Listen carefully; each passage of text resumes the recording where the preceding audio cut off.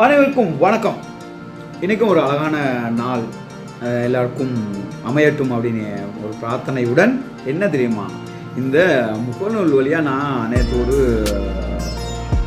இது ஒன்று என்னன்னு சொன்னால், இந்த பிள்ளையான் அவர்கள் இல்லை யாரும் தெரிஞ்சால் கமெண்ட் பண்ணுங்க. அப்போ அதில் எனக்கு ஒரு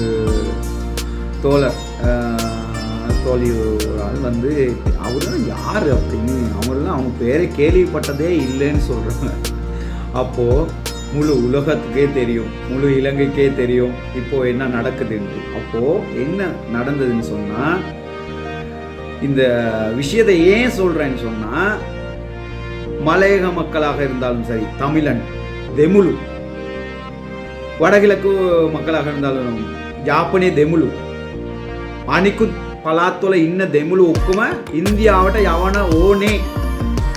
இந்தியாவுக்கு இந்த தமிழர்கள் எல்லாமே அனுப்பிடணும், அவங்களோட தாய்நாடு அதுதான் அப்படின்னு பேசுனவங்க யாருன்னு சொல்லுங்க. அந்த நேரத்துக்கு முந்தா நாள் போயிட்டு பிள்ளையான போயிட்டு அம்பிட்டார் இல்லையா அவரு. அதுக்கு அடுத்தவர் இந்த பேர் மீசையெல்லாம் வச்சு இப்படி கட்டோன்னு வச்சுக்கிட்டு முன்ன வந்து சைக்கிளில் பாராளுமன்ற கொழும்புக்கு வந்தவர், இப்போ 100 கோடிக்கு மேலே சொத்து வச்சுருக்கிறாரு அவரு. இன்னும் இந்த மாதிரி நிறைய பேர் இருக்கிறாங்க. இவங்கெல்லாம் ஒரு காலத்தில் என்ன தெரியுமா சொன்னாங்க, இந்த யுத்த காலத்தில் தமிழன்கள் எல்லாம் இந்த நாட்டை நாசப்படுத்துகிறான்னு இவனுங்கெல்லாம் நாடு கடத்தணும் அப்படின்னு சொன்னாங்க. யார்? கம்மாம்பிள்ளை, வீரவன்ச, இந்த மாதிரி மனுஷனுங்கள்லாம் சொன்னாங்க. அப்போது அந்த டைமில் அவ்வளோ தமிழர்களுக்கு விரோதமாக வேலை செய்தவர்கள் இன்று இந்த பிள்ளையான்கிறவர் வந்து யார் தெரியுமா, எல்டிடி, அதாவது விடுதலை புலிகளில் வந்து ஒரு நபராக செயல்பட்டவர், ஒரு வீரராக செயல்பட்டவர். அதுக்கு பிற்பாடு அதுலேருந்து விலகி ஒரு கட்சியை ஆரம்பித்து தமிழில் விடுதலை புலிகள் அப்படின்ற ஒரு கட்சியை உருவாக்கி அந்த கட்சி மூலமாக செயல்பட்டார். 2015 அவரை கைது செய்கிறாங்க. இந்த ஜோசப் பர்ராசிங்கம், அந்த ராஜராஜசிங்கம் அப்படிங்கிற அவரை வந்து படுகொலை செய்ததாக ஒரு இதில் வந்து அவர் கைது செய்து ஜெயிலில் போடுறாங்க. 2020 ஜெயிலில் இருக்கும் பொழுதே அவர் இப்போ தேர்தலில் வெற்றி பெறுறாரு. எப்படி? முழுமையான ஒரு வெற்றி, அதிகூடிய வாக்குகளை பெற்று பெட்டிகுலர் சைட்லேருந்து வின் பண்ணுறாரு. அப்புறம் இப்படியே போயிட்டு இருக்கு. அப்போ யார் இருந்தது? ஜனாதிபதியாக கோட்டாபய இருந்தார். கோட்டாபைக்கு ஒரு வேலை செஞ்சார் அப்படின்னு தான் சொல்கிறாங்க. இப்போ அதனால இந்த மாதிரி அப்போது அவரை பற்றி அவர் இந்த ஈஸ்டர் தாக்குதல் பற்றி இந்த பிபிசி சேனல் 4ல் அந்த மாதிரி மீடியாவில் வந்து நியூஸ் வந்துருந்தது. அவர் தான் இவருக்கு துணை போனார், இப்படிலாம் இவர் தான் வேலை செஞ்சார் அப்படின்ட்டு சொன்னார். இப்போ இதெல்லாம் ஒரு பக்கம் இருக்கும்போது இவரை வந்து கைது செஞ்சுட்டாங்க. இப்போ இந்த 3 மாதம் அவங்கள வந்து விளக்கமறியலில் வச்சு அவரை விசாரணை பண்ணிட்டு இருக்காங்க. ஆனால் அவரை சந்திக்கிறதுக்கு ரணில் கோல் பண்ணி பேசணும்னு சொல்கிறாரு.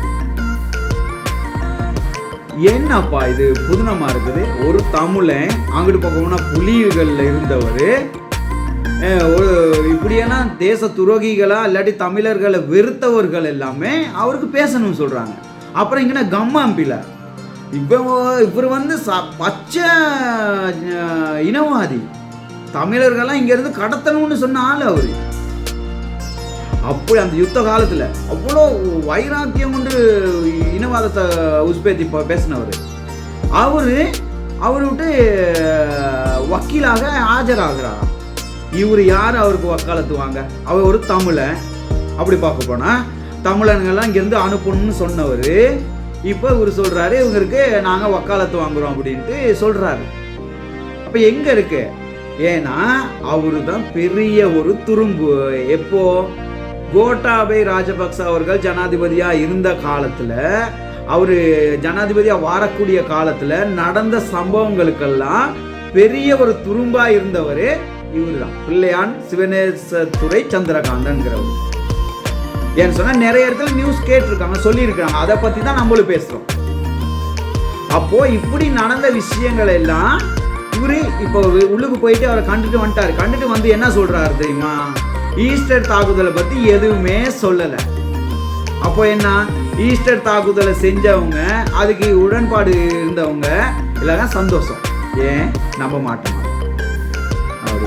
ஆனால் அவர் என்ன சொன்னார், என்ன ரிப்போர்ட் எடுத்திருக்கிறாங்க அப்படின்னு நம்மளுக்கு தெரியாது.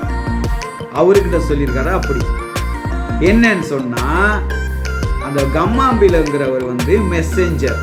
இப்ப தேர்தலை வின் பண்ணோனே, ஜனாதிபதி தேர்தல் வின் பண்ணோனே அவர் என்ன சொன்னாரு, ஈஸ்டர் தாக்குதலை பத்தி இவ்வளோ பெரிய டாக்குமெண்ட் வந்து எனக்கு போஸ்ட்ல வந்துச்சுன்னாரு.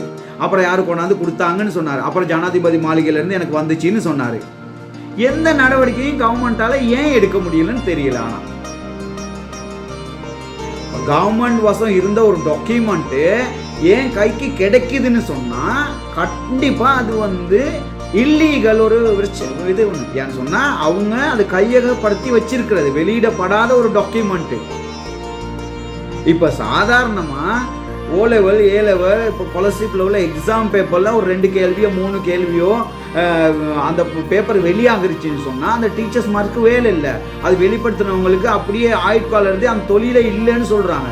அப்போ ஜனாதிபதி மாளிகையிலிருந்து கிடைச்ச டாக்குமெண்ட்டை இவர் நியூஸ் வச்சு சொல்கிறாரு, இந்த டாக்குமெண்ட் எனக்கு கிடைச்சது, ஏன் இதை நீங்கள் சொல்ல மாட்டேங்கிறீங்க, இந்த ரிப்போர்ட்ஸ் இதில் இருக்குது அப்படின்ட்டு. ஆனால் எந்த நடவடிக்கையும் எடுக்க முடியாமல் போகுது, ஏன்னு தெரியல. சரியா? இப்போ இப்படியான ஒரு இவர் வந்து அப்போ அந்த மெசேஜ் யார் கொடுக்குறது, ரணில் மாத்தியா சார் அவர் தான் இவருக்கு மெசேஜை கொடு. ஏன்னு சொன்னால் ஜனாதிபதி மாளிகையில் உள்ளது எப்படி அவர் பதவி விலகும்போது இவருக்கு கிடைக்கும், போஸ்டில் வந்துச்சான்.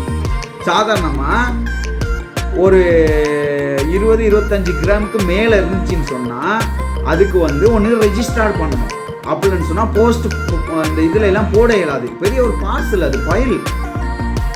அப்போது டாக்குமெண்ட்டாக தான் அனுப்பணும், அப்படி ஒரு பார்சலாக தான் அனுப்பணும். அப்போ ரெஜிஸ்ட்ரேஷன் பண்ணி அனுப்பின ஒரு பேர் இருக்கும் தானே. ஏன்னு சொன்னால் போஸ்ட் ஆஃபீஸ்லேருந்து ரெஜிஸ்டர் பண்ணணுன்னு சும்மா ஒரு பார்சலை வந்து போஸ்ட் ஆஃபீஸ் பாக்ஸில் போட இயலாது. ஏன்னு சொன்னால் போஸ்ட் ஆஃபீஸில் உள்ள அவர்களுக்கு வந்து ஒரு பார்சல் வந்து ஒரு பாக்ஸுலுக்கு போட்டிருந்தாங்கன்னு சொன்னால், இல்லாட்டி போஸ்ட் பாக்ஸுலுக்கு போட்டிருந்தாங்கன்னா அது வந்து அவங்களுக்கு டெலிவரி பண்ணுறதுக்கு முடியாது. அதுக்கான சரியான தகவல் இல்லாமல் போட்டது யார், கொடுக்கறது யார் அப்படின்ட்டு, கொடுக்குறவங்கள்கிட்ட யாருக்கிட்ட இருந்து வந்திருக்கு அப்படிங்கிறதெல்லாம் அவங்க அனலைஸ் பண்ணணும். என்ன நடந்துச்சுன்னு தெரியாது நீதிங்கிறது, அதுதான் நடந்தது.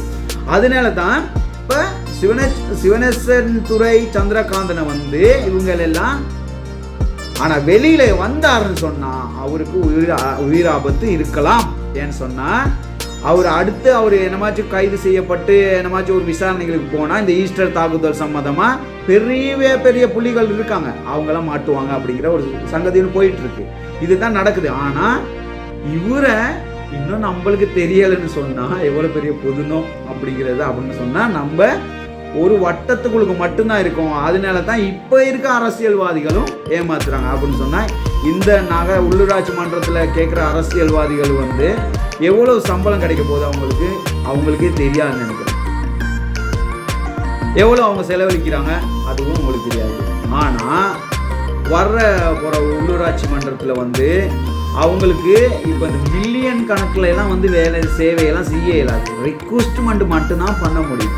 அந்த ரெக்வஸ்ட்மெண்ட் அப்ரூவல் ஆகி அது கிடைச்சா அவங்களுக்கு சான்ஸ் அப்படிங்கிற மாதிரி தான். ஏன்னு சொன்னால் கவர்மெண்ட்டோட சேர்ந்து இருந்தோம்னு சொன்னால் கண்டிப்பாக அந்த பிரதேசத்தில் நீங்கள் எடுத்த முயற்சியை வந்து கூடுதலாக செய்யலாம். ஏன்னு சொன்னால் அந்த கட்சி மூலமாக வின் பண்ணுறவங்கள அவங்க கூடுதலான நம்பிக்கை வைக்கிறாங்க. வேறு கட்சிகள் ரீதியாக வர்றவங்கள நம்பிக்கை இல்லைன்னு சொல்கிறாங்க. என்ன சொன்னால் அவங்க வந்து துரோகிகள், கொமிஸ் அடிக்கிறாங்க, அவங்க டெண்டரை அவங்கவுங்க உறவினர்களுக்கு கொடுக்குறாங்க, அந்த வேலை திட்டங்களை கொடுத்து சல்லி கொள்ளடிக்கிறாங்க அப்படிங்கிற மாதிரி ஒரு பிரச்சனை போய்கிட்டு இருக்கும்போது அரசாங்கத்தோடு சேர்ந்து இருந்தால் தான் இந்த விஷயங்களில் நம்ம ஊருக்கு நம்ம இது மாதிரி செய்யலாம் அப்படிங்கிறது தான். சரியா?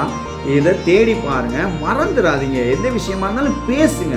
சரியா? பேசுறதுக்கு சுதந்திரம் இருக்குது, அவ்வளோ சுதந்திரம் இருக்குது நாட்டில். அது வந்து இன்னொருடைய சுதந்திரத்தை கெடுக்காத அளவுக்கு வரைக்கும். சரியா? ஞாபகத்தில் இருக்கட்டும். வணக்கம், மீண்டும் சந்திப்போம்.